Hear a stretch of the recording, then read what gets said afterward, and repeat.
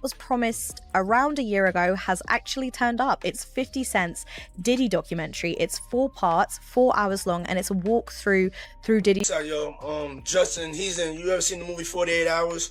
Right now, he's having 48 hours with Diddy, him and his boy. They're having the times of their lives, where we hanging out and what we doing. We can't really disclose. The you of then was on a path of self-destruction. Oh, for sure. Yeah, I would have, for sure, 100%. Yeah, it would have been no bueno. It was bad. I don't know if I'd be alive, for sure. It was dark. In 2025, 50 Cent dropped one of the most talked about hip-hop documentaries ever, The Making of a Bad Boy. The whole thing centered on Sean Diddy Combs, and when it hit Netflix in early December, it blew up instantly. 50 Cent has been working on this documentary for almost 2 years. The footage he has is insane. The people he got speaking about Diddy is Clips spread everywhere. Arguments started fast, and with Diddy already behind bars waiting for trial, the timing made it feel heavy and intense. But viewers noticed something quick. Not what was shown, but what wasn't. Did they talk about the man who nutted on his nipples? I didn't hear the nut on the nipples. 50 was not about to put that nasty. Did not talk about the nut on the nipples, but they do have jurors in there that talk about. He should have put that after the sanitizer. Some stories felt chopped short, and certain scenes looked carefully trimmed. Right after it dropped, social media was buzzing with questions about what might have been cut out. So today, we're not talking about what Netflix aired. We're diving into the moments that might have been too sensitive. This morning in Los Angeles, the 24-year-old rapper whose real name is Christopher Wallace lived in Raleigh in the 1980s. Are looking for a man they say could. Both communities are mourning the death of the rapper known as Notorious B.I.G. Too risky or too real to fully explore. Because when big platforms avoid certain stories, it usually means something deeper is hiding underneath. Trapped in a hotel. It was about probably like 70 or so bloods in the hallway. I couldn't even leave my room. To really get it, you gotta rewind almost 30 years. March 9th, 1997, Los Angeles. The Notorious B.I.G. had flown in from Brooklyn to promote Life After Death, his second album that had the whole industry watching. He was everywhere. Interviews, parties, appearances. His career was about to explode. When Puff had got on a plane and left Mace, we went and got him and let him meet some dudes from Black Hands. We went and got Mace. Mace came down, went to his car, and he got. But the air in L.A. was tense. Just 6 months earlier, Tupac Shakur had been killed. Rumors were everywhere. Security was tight, and most East Coast artists still felt unsafe out west. Even with that tension, Biggie showed up to a Vibe magazine party at the Peterson Automotive Museum. Woman who accused the 2 hip-hop artists of sexual assault when she was 13. Some said it was business, others said it was obligation, but he went. Later that night, as Biggie left and his SUV stopped at Wilshire and South Fairfax, gunfire broke out. Biggie was hit and later pronounced dead. And Jay-Z denying any wrongdoing, Jay-Z calling the allegations frivolous, fictitious, and appalling. Another legend gone, another moment that shook hip-hop forever. But that night had layers most people never heard about. While headlines focused on Biggie's death, other things were happening behind the scenes, details that rarely get attention. Justin, you ever seen the movie 48 Hours? Right now, he's having 48 hours with Diddy, him and his boy. They're having the times of their lives, like where we hanging out and what we doing. We can't really disclose. One of them involves Mace. According to stories that have floated around for years, Mace was in a hotel room that same night, surrounded by people connected to a major crew. It's a detail that's been whispered for decades, mentioned quietly, but never fully explored in mainstream stories. And the reason? What's that? That's Mob King? Yeah, niggas feeling marvelous, you heard? You gotta get the shoes though. Y'all know what it is. Not because it confirms anything, but because it raises questions. And questions like that, those are the kind that streaming platforms love to avoid when the truth feels a little too risky to touch. I don't know if I'd be alive, for sure.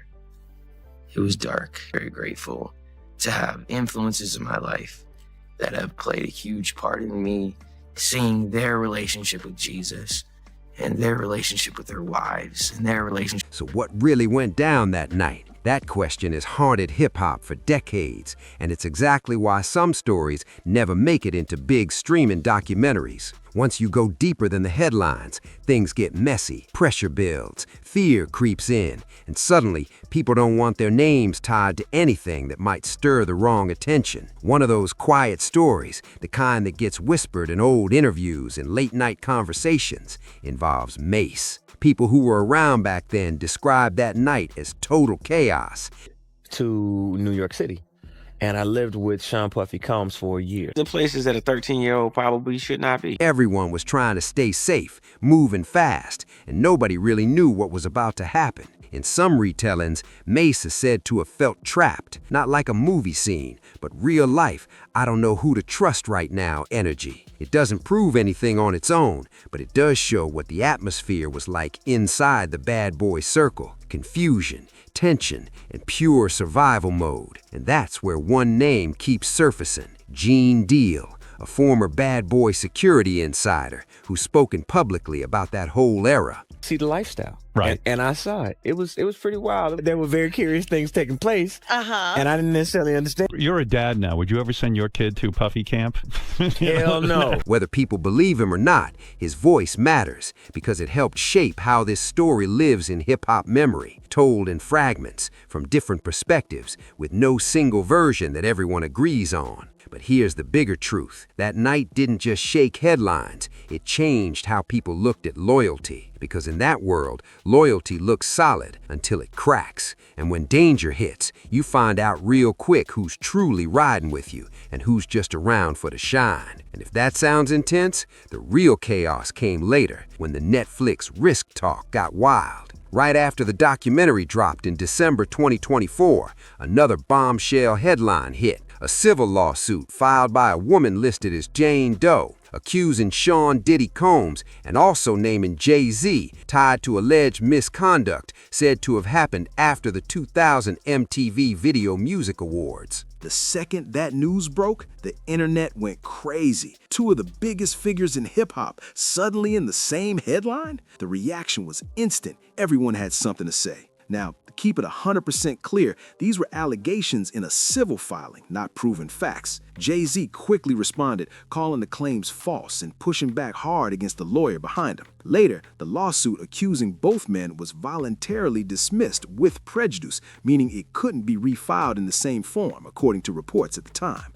But what really shocked viewers was the timing. The documentary dropped, and almost immediately this headline hit the internet, making people wonder, wait, what else is about to come out? And that's exactly why platforms start playing it safe, because documentaries don't live in isolation. Once one goes public, it can spark more claims, more reactions, more legal drama and pressure coming from every direction. So yeah, Netflix choosing caution makes sense, but the bigger question is how much gets left out once the risk starts climbing? Because if this story already feels wild from what we do know, imagine what's sitting in the parts nobody dares to show. And if you think this is the biggest twist, wait until you hear what happened next. Here's what makes this part straight up wild. The story was already huge, already packed with controversy, and somehow none of this made it into Netflix's final cut. That alone showed how cautious the platform got once things started heating up, because right as people finished watching the documentary, real life threw another curveball.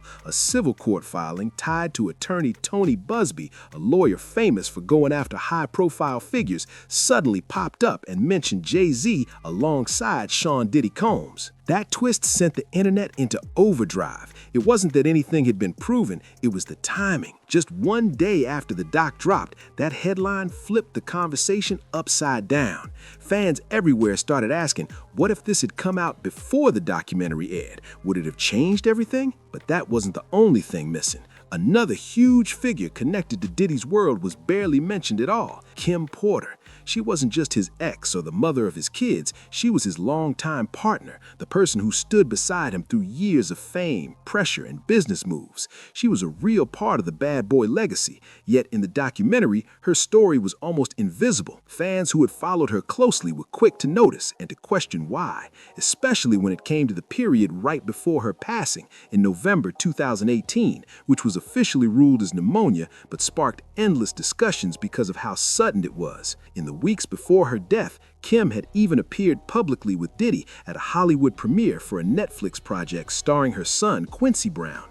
People who saw her said she seemed unwell, but was still showing up, smiling under the bright lights, holding that polished family image for the cameras. In hindsight, that moment hit way harder, a perfect photo masking something much heavier behind it. It was a sharp reminder that documentaries often show the image, not the emotion underneath. And that's exactly why the most complicated, emotional, and risky stories often get cut, because once things reach a certain point, the truth starts feeling too dangerous to touch, and it leaves everyone wondering how many defining moments stay buried when the pressure to stay silent gets too real. But that red carpet moment wasn't the whole story. Over the years, reports and interviews have hinted that Kim Porter once thought about writing a tell-all book about her life in the music industry and what it was really like being so close to one of hip-hop's most powerful figures, Sean Diddy Combs. Friends have said the book would have focused on motherhood and raising grounded kids while living in the spotlight, but fans online always believed it might have gone deeper, maybe even pulling back the curtain on what fame really looked like behind closed doors. Kim and Diddy's story went way back to the mid-1990s, full of love, breakups, makeups, and co-parenting that all played out while the world was watching. Their connection ran through huge moments in Diddy's public life, including his high-profile relationship with Jennifer Lopez. Yet no matter the chaos, Kim stayed a solid presence for their family and their children. Still, the internet never stopped buzzing about the untold details. During one breakup, Kim was said to have dated music executive Shakir Stewart, whose tragic passing later sparked serious discussion and speculation across the industry. None of that made it into the Netflix documentary, just like how Kim's final days were barely mentioned, even though people close to her said she focused on her kids' well-being while recovering from illness. Fans who knew her story have said that time felt heartbreakingly heavy once everything came to light. And Kim wasn't the only key figure missing from the picture. Another name tied deeply to the bad boy legacy barely gets a mention: Gene Deal.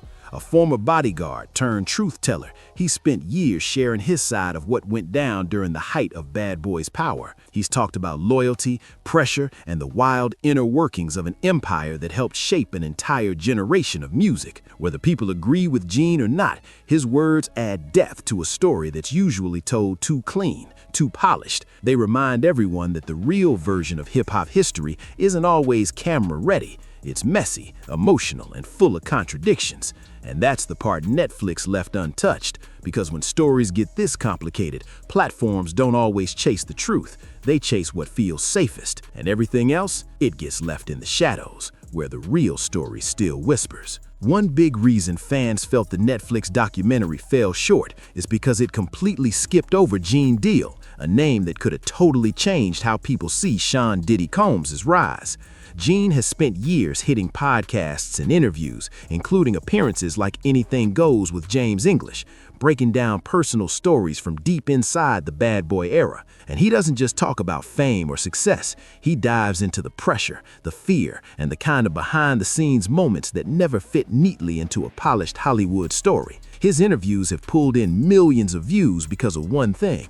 He talks about the kind of stuff that's hard to prove, impossible to ignore, and full of mystery. One story he's stuck by for years centers on a strange meeting he says took place in Central Park back in 1999, right before Diddy's infamous nightclub trial.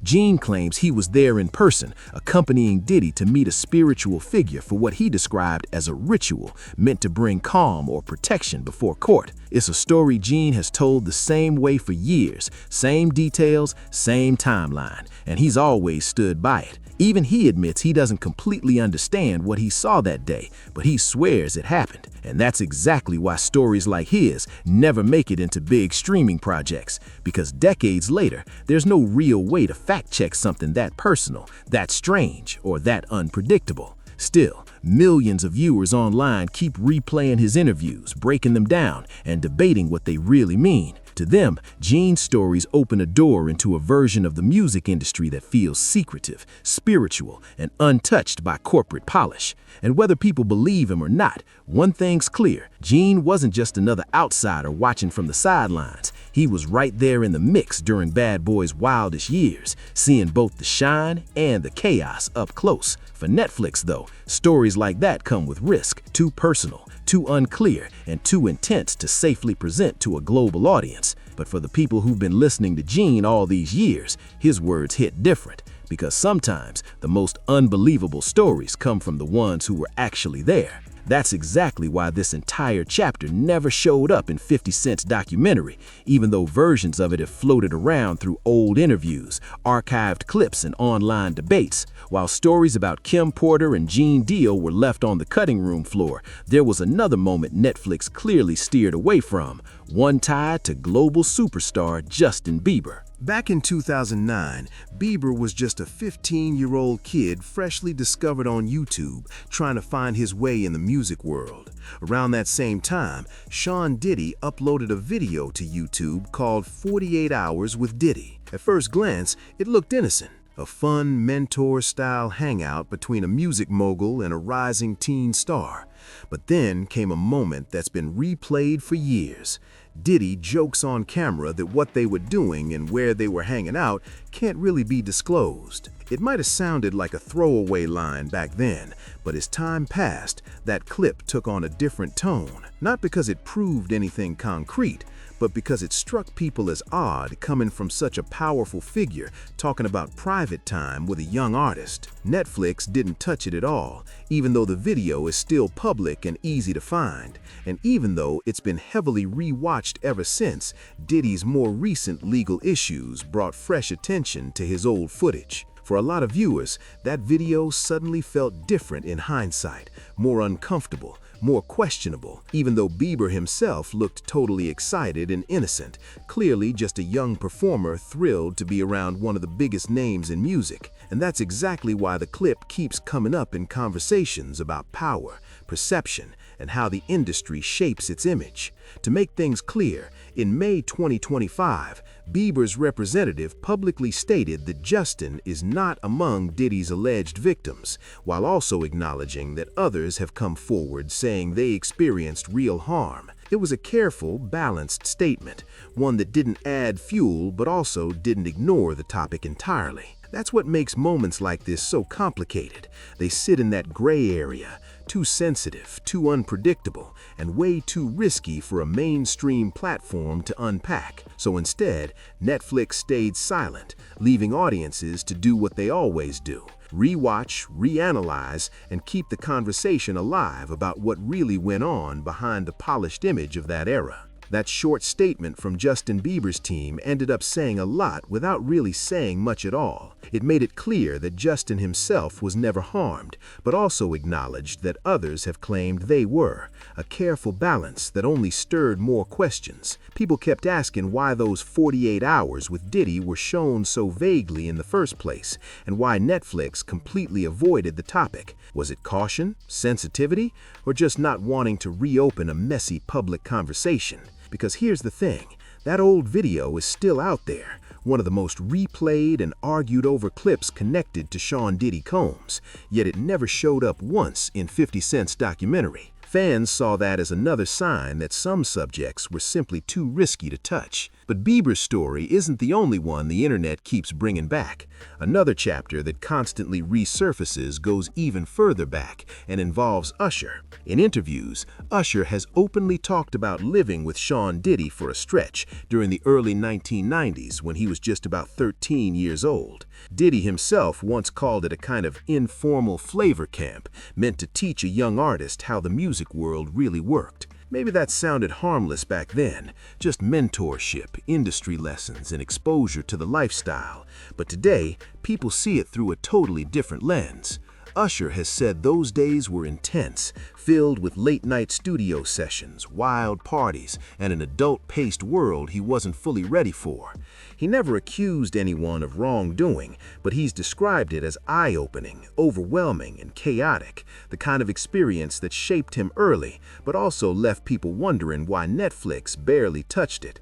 Because that time period wasn't some side note, it was a defining era in both Usher's and Diddy's early careers, and yet it was brushed over so fast that it felt intentional, like the documentary wanted to keep things clean, even when the real story wasn't. All of this just reinforces a growing pattern. The biggest, most talked about moments tied to Diddy's rise are the very ones that keep getting minimized or skipped entirely. And when the cameras stay quiet, the internet does the opposite, breaking down every old clip, every quote, and every mystery left hanging after the credits roll. In the end, what 50 Cent seemed to be hinting at wasn't some neat, tidy story. It was something way more complicated. When you really step back and look at moments like Usher living with Sean Diddy Combs at such a young age, it forces uncomfortable but necessary questions about power, boundaries, and influence. Usher himself has called that time wild and crazy, admitting in interviews that he was thrown into late-night studio sessions, adult spaces, and non-stop industry chaos long before most teenagers ever see that world. He made it through and became one of the biggest artists in music history, but he's also been honest about what that experience taught him. In one memorable interview with Howard Stern, when asked if he'd ever let his own kids live under the same circumstances, Usher didn't even hesitate. He said he wouldn't. That single answer said everything. No accusations, no shade, just truth about what that period really felt like. Then, after Diddy's 2024 arrest, fans started paying new attention to that old chapter. Not long after the headlines hit, Usher quietly wiped his social media. No post, no statement, nothing. That silence made people talk even more, wondering if he was trying to distance himself or simply protect his peace during the storm. But despite how often these moments resurface, from Usher to Justin Bieber and other young artists who crossed paths with Diddy early in their careers, Netflix didn't touch any of it. The documentary played it safe, sticking to what felt controlled, polished, and easy to manage. And that's exactly why it left so many viewers feeling like something was missing. It's not that the documentary lied, it's that it skipped the messier truths, the human side of the story that doesn't fit perfectly on screen. The relationships, the choices, the blurred lines, all the things that make this history so real and so raw. That's why people keep talking, posting, and revisiting the footage, because the full story of Diddy's empire isn't just about what Netflix showed, it's about what got left unexplored. And that's exactly why these conversations refuse to fade, long after the credits stop rolling.